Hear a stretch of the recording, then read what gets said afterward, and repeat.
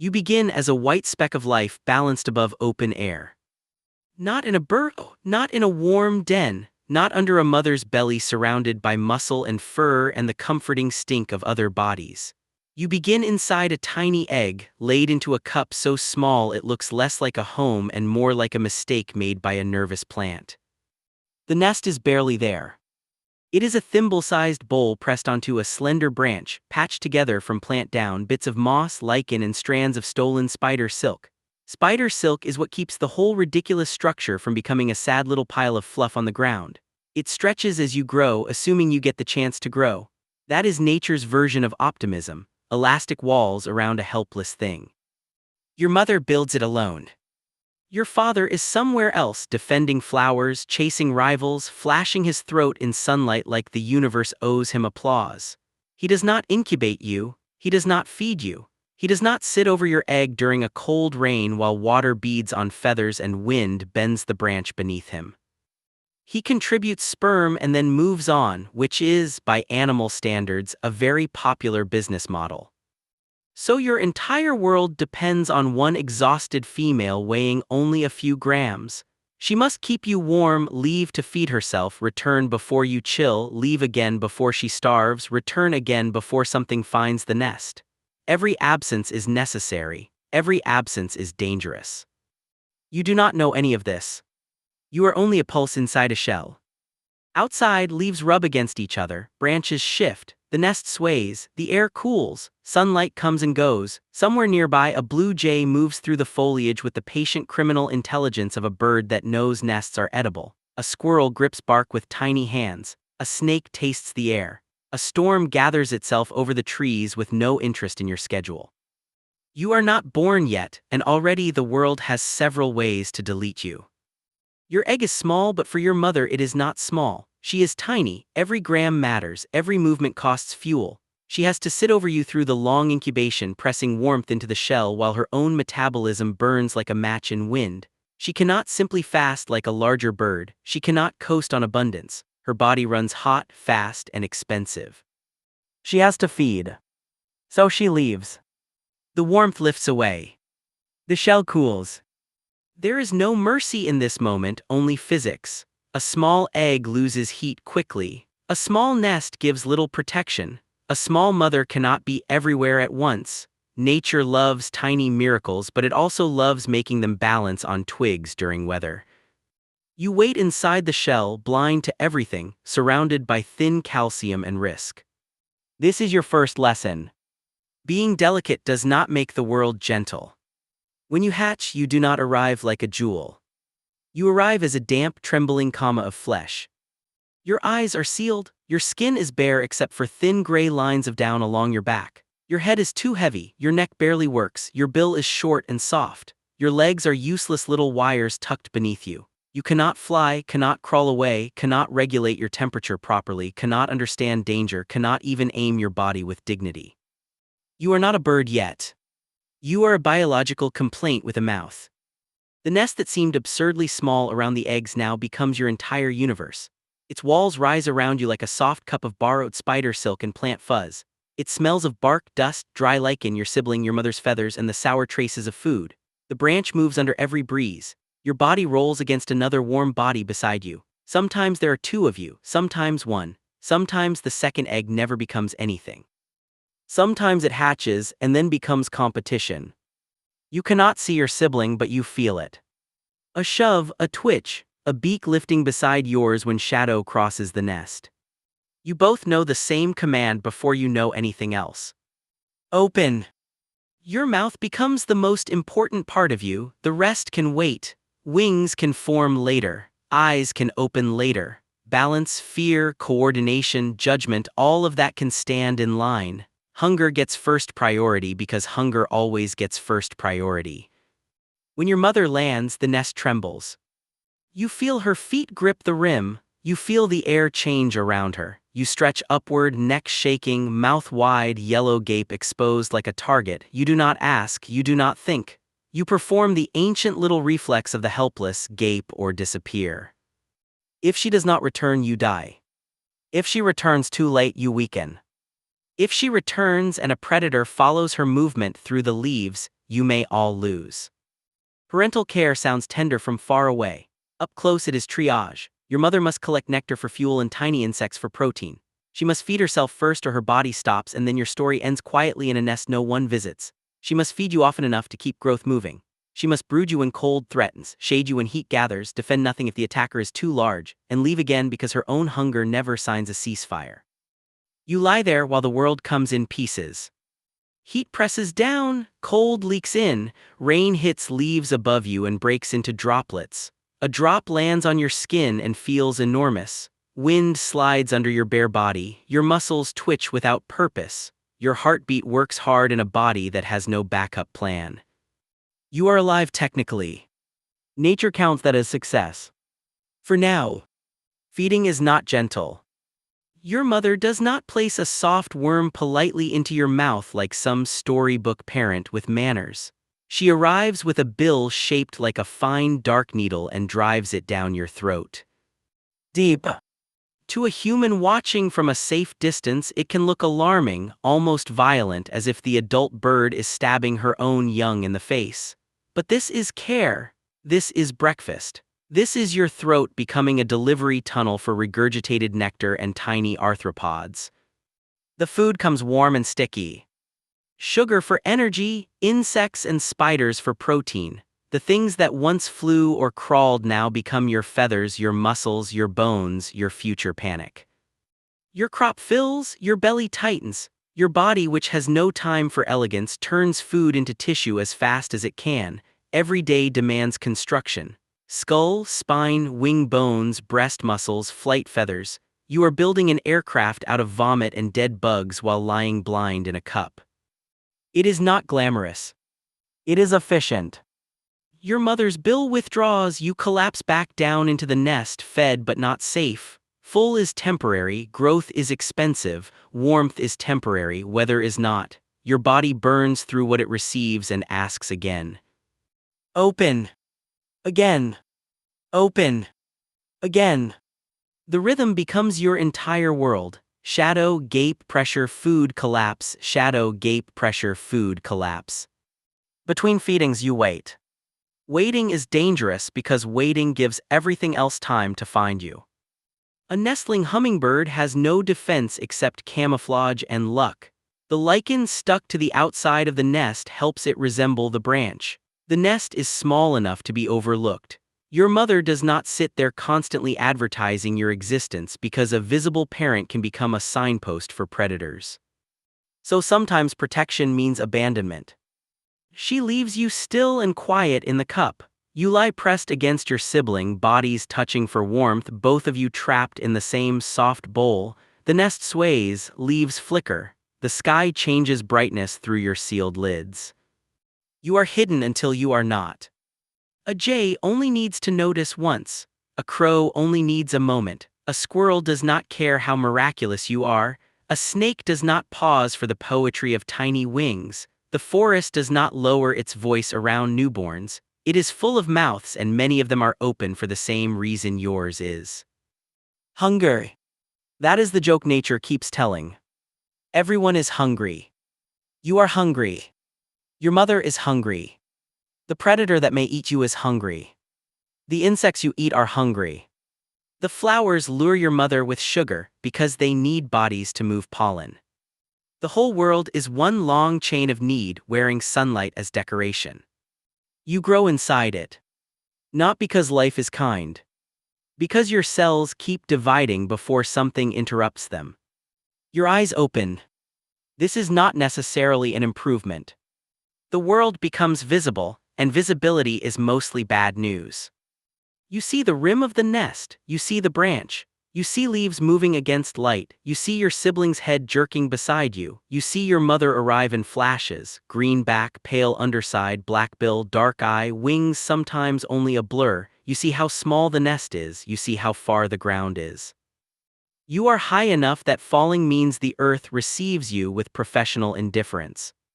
Your feathers begin to come in, pin feathers push through skin, your body itches with transformation, wings lengthen, your bill sharpens, your muscles begin rehearsing for a job they cannot yet perform.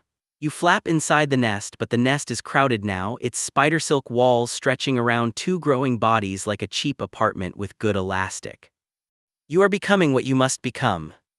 This is uncomfortable. Your mother feeds you and your body converts it into machinery. The chest deepens, flight muscles gather strength, feathers unfurl into tools precise enough to hold you in midair someday, assuming you do not die during training. Your heart works fast, your temperature matters, your fuel matters, everything matters because you are too small for waste. Small animals do not live in a forgiving economy. A larger creature can miss a meal and complain. You miss enough meals and your body begins negotiating with death by sunset. You practice wing beats in the nest. The movement is clumsy at first, then stronger. Air pushes against feathers, your body learns resistance. You do not understand lift, but your muscles begin to memorize it. Soon the nest is not a home, it is a launch failure waiting to happen. And still your mother leaves. She has to. She races between flowers and small insects, between feeding herself and feeding you. She catches tiny flies, gnats, mosquitoes, spiders. She pulls protein from the air and from webs. Sometimes those webs are useful materials. Sometimes they are traps. The same silk that holds your nest together may hold your mother too if she blunders into the wrong place. Nature loves recycling. Your waste has to leave the nest. You lift your rear and eject it over the rim because sitting in filth would invite disease, parasites, and more attention. Even your excrement requires choreography. There is no private life in a cup the size of a thimble. Rain comes. You huddle lower, drops strike the leaves, the branch, the nest.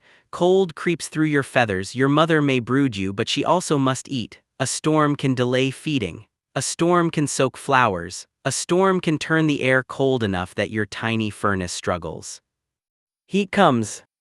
The nest becomes a little oven. You pant, you flatten. Your mother may shade you if she can afford the time. The sun does not hate you, that would require interest. It simply shines until small bodies overheat. You grow stronger. This only means the next problem is bigger. Because the nest is not meant to keep you forever. It is only meant to hold you until you are barely capable of leaving it. Nature does not wait for confidence. Nature sees a half-built wing and says, "Good enough, try the sky." The day you leave the nest, you do not become free. You become available. Available to gravity, available to cats, available to windows, available to hawks, available to bad landings, empty flowers, cold nights, and your own incomplete understanding of how being alive works outside a cup. Your first flight is awkward.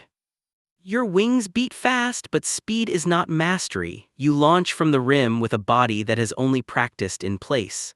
The branch drops away, air grabs you everywhere. For the first time, the world is not holding you, you have to hold yourself inside it. This is a rude arrangement. You flutter toward leaves, toward another branch, toward anything that looks like it might stop you. Your feet are not built for walking. Hummingbird legs are tiny landing gear, not tools for strolling. On a branch you can perch, shuffle, grip. On the ground you are a bad idea with feathers. If you fall there, you do not run, you wait for something that can. Your mother may still feed you after fledging, but independence is already closing in. She cannot escort you through every flower, every branch, every threat. She cannot explain glass. She cannot explain cats. She cannot explain that a still, shining window may be harder than any tree trunk you will ever meet. The world is full of invisible walls. Humans build them and call them houses. To you, a window can look like sky, trees, escape. You fly toward the reflection and hit a surface your instincts did not evolve to understand. Your skull is light, your body is small. The impact does not need to be dramatic. A tiny crack in the plan is enough. If the window does not get you, the cat might. A cat below the feeder waits in stillness, tail moving slightly, eyes locked upward. It does not need to fly. It only needs your mistake. You hover low, you focus on nectar, you back away from a flower. The paw rises faster than fairness. Predators do not have to be noble. They just have to be present. Small raptors can take hummingbirds. Shrikes can impale small birds. Roadrunners may wait near feeders in some places because even a miracle with wings is still meat if it lands in the wrong scene. Frogs may lunge near water or feeders. Orb weaver spiders build nets meant for insects but capable of holding small birds. Large mantises can grip and eat hummingbirds at feeders, turning the sugar station into a nightmare with elbows. You are fast. This helps. It does not make you exempt. Speed is not armor, hovering is not immunity, beauty is not a legal defense. You learn flowers, you learn perches. You learn to chase, flee, dart, stop, reverse. Your wings become absurdly precise. You can hang motionless in air, move backward, slide sideways, and vanish into leaves like a thought regretting itself. From a distance, people call you magical. From inside your body, magic feels like unpaid labor. Every second of hovering costs energy, every chase costs energy, every cold morning costs energy. Every mistake costs energy. You are not floating through life, you are burning through it. Adulthood does not solve hunger. It industrializes it. Your body is a furnace with wings attached. To hover, you beat the air into submission.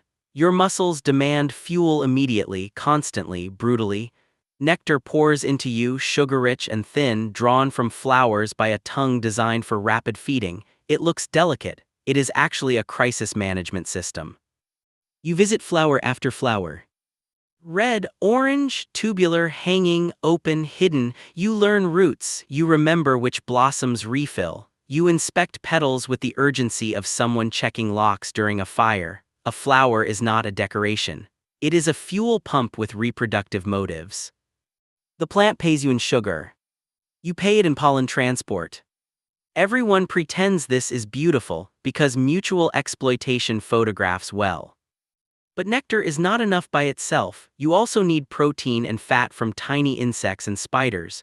You catch gnats in the air, you pick aphids from leaves, you steal small prey from webs, you feed on sweetness, but you are not made of sweetness. You are made of muscle, bone, feather, hunger, and the ground-up bodies of smaller lives. Your stomach and intestines move sugar into your bloodstream at a speed that would be disastrous for many animals. Your blood can carry astonishing sugar loads. Your metabolism turns it into flight almost as fast as you can swallow it. You do not get the luxury of storing much during ordinary days because carrying extra weight makes flight more expensive. You live lean because lean keeps you airborne. Lean also keeps you close to death. That is the bargain. A few bad hours can matter. A cold front, a thunderstorm, a territory lost to a stronger bird, a garden where flowers have stopped blooming, a feeder that dries out, a human who forgets to refill sugar water, a dominant male guarding two food sources with the personality of a tiny jeweled landlord. You hover near a flower and drink. Your heart hammers, your wings blur, your eyes track movement everywhere. Even feeding is not peaceful. You must drink and watch, drink and listen, drink and be ready to explode backward if another bird attacks or something larger lunges. Rest is brief. Perch, scan, launch, feed, chase, flee, perch, repeat. Your life becomes a loop written by hunger in very small handwriting. People see you at a feeder and think you are enjoying yourself. Maybe you are, in the limited way a body enjoys not dying for the next 15 minutes. Night is a problem. You cannot feed in darkness. Flowers close or cool, insects vanish, the air drops. Your body built to burn now faces hours without fuel. A larger bird can settle into feathers and wait. You are not a larger bird, you are a living spark trying to make it until morning without using itself up. So you perform the nearest thing to dying that still counts as strategy. You enter torpor. Your temperature falls. Your metabolism collapses downward, your breathing slows, your body becomes cold, still, almost unresponsive. You cling to a perch like a dead ornament. The world darkens around you and you do not react quickly because reacting quickly is expensive and you have shut down the expensive parts. This saves you. It also makes you vulnerable. A torpid hummingbird is not the bright, impossible thing people know from daylight. It is a tiny suspended gamble. If a predator finds you, you do not burst away with your usual violence. If the temperature drops too hard, your body has to manage the edge carefully. If you wake too slowly, morning begins without your participation, and morning is when you need to feed. Before sunrise, your body begins the costly climb back. Warmth returns through muscle and chemistry. Your heart speeds, your breathing changes, the machine restarts. This takes time and fuel you barely have. You come back from the cold because staying there is fatal, but coming back is expensive because everything in your life is expensive. The first hunger of morning is not casual. It is sharp, cellular, immediate. You launch into dim light not because the world is inviting, but because your body has spent the night rationing fire and now the bill is due. You need nectar, you need insects, you need heat, you need a flower that still holds sugar, you need not to meet a cat before breakfast. Every dawn is resurrection with conditions. Every night is rehearsal for death. The fact that this works at all is incredible. The fact that it has to work every night is the problem. You are not friendly. You cannot afford friendly. Other hummingbirds are not charming neighbors, they are flying invoices. Each one represents nectar removed from your territory, sugar you cannot drink, minutes you cannot recover. You chase them because starvation makes a tyrant out of anything small enough. The fights are sudden and vicious. A flash of green, a shriek of wings, a straight line attack. A dodge, a climb, a dive, you jab with your bill if the moment comes close enough. You burn fuel defending fuel, which is one of nature's more elegant stupidities.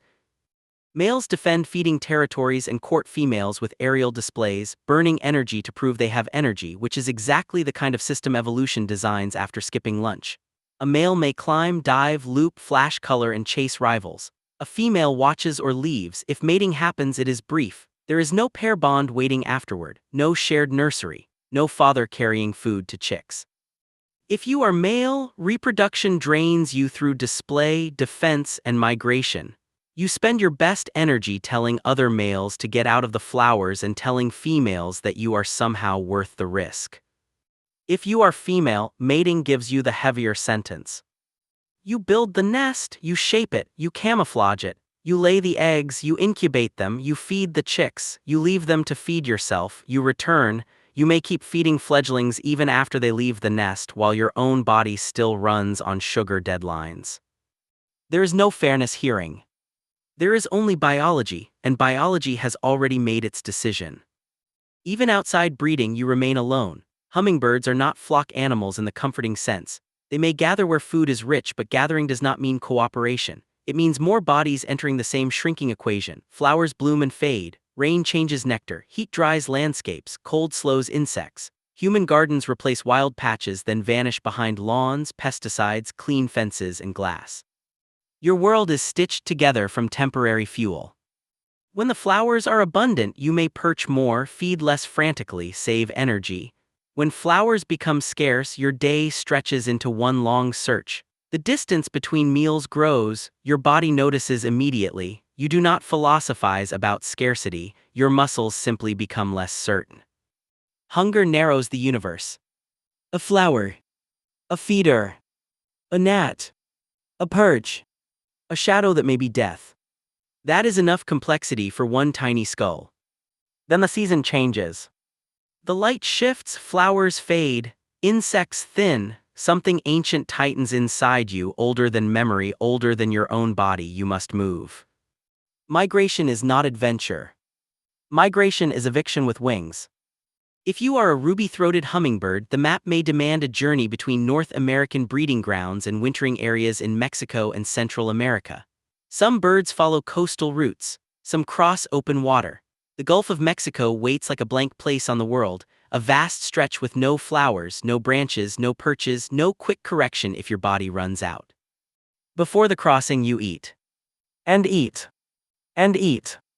You add fat, turning your tiny body into stored distance. For once, extra weight is not a mistake, it is the only way to carry tomorrow inside yourself. You may nearly double your mass before a major flight. Every gram becomes hours. Every insect, every mouthful of nectar, every defended flower becomes part of the engine.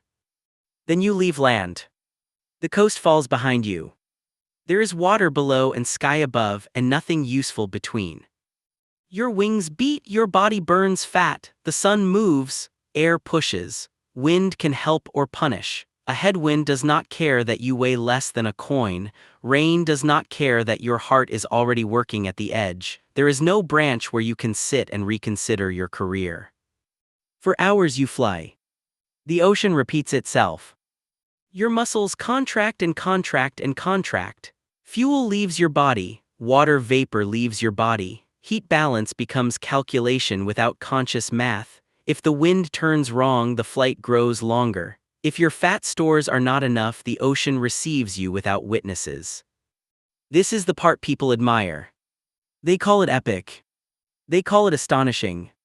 They are correct, but admiration is cheap from land. Inside your body, the crossing is not heroic. It is a long emergency that either ends in flowers or does not end with you alive. When land finally appears, you are not triumphant. You are depleted.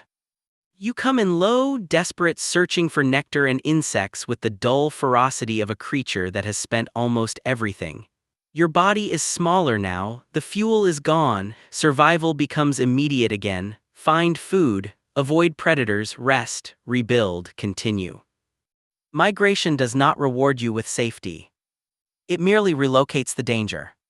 And if you survive the southbound journey, the year eventually asks for the northbound one. Nature is generous like that. It lets you do the impossible twice. If you survive your first year, you are already exceptional. Many do not. Eggs fail, chicks chill, nests are raided, fledglings hit windows, cats wait, storms erase feeding days. Migration takes the underprepared. Adult life trims the slow, the unlucky, the sick, the distracted. You may live several years if luck keeps signing the paperwork, but every year is a stack of repeated tests with no final graduation. You continue.